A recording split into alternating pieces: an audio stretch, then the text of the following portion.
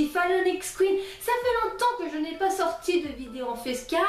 Et pour les raisons laquelle j'en ai pas fait, c'est que j'avais rien à dire en facecam. Mais aujourd'hui, pour cette occasion, je vais vous parler d'un manga yaoi.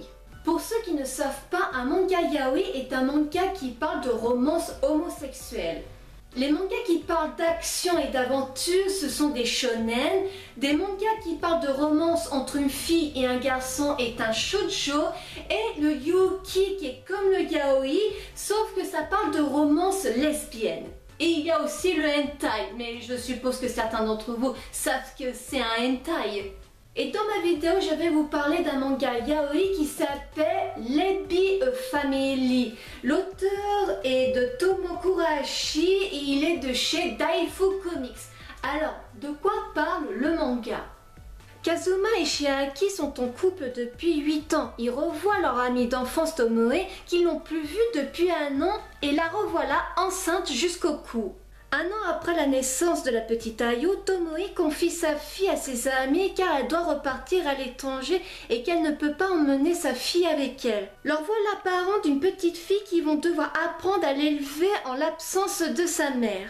Le résumé que je viens vous faire, c'est moi qui l'ai écrit parce que le résumé sur le manga ne correspond pas du tout à l'histoire. Si vous lisez les premières lignes du manga, il est écrit: en couple depuis 8 ans, Kazuma et Chiaki se voient un jour confier le bébé de Tomoe, leur ami d'enfance, incapable d'assumer sa maternité.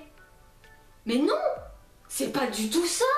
Du coup les gars de chez Daifu Comics, faites attention quand vous écrivez le résumé d'un manga parce que à cause de ça j'ai insulté la mère plusieurs fois alors que c'est pas du tout ça. Non.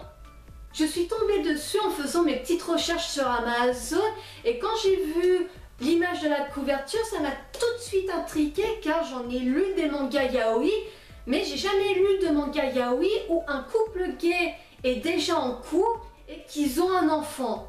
Et non, c'est pas un placement de produit pour Amazon.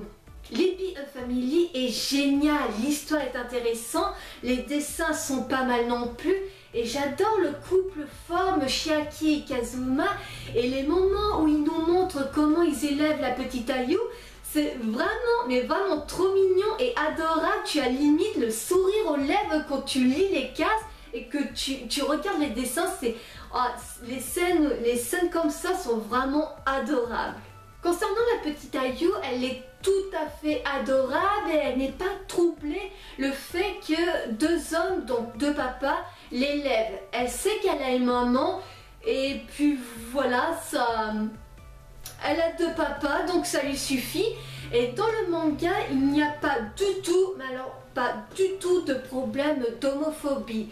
Limite dans le manga, c'est tout à fait normal que deux hommes élèvent une enfant. En tout cas, c'est ce que le manga me donne cette impression. Les scènes de sexe, car oui, il y en a, ne sont pas choquantes, c'est même regardable. La seule chose que je trouve ça dommage, c'est que ce manga est un one-shot, il n'y aura pas donc de tome 2.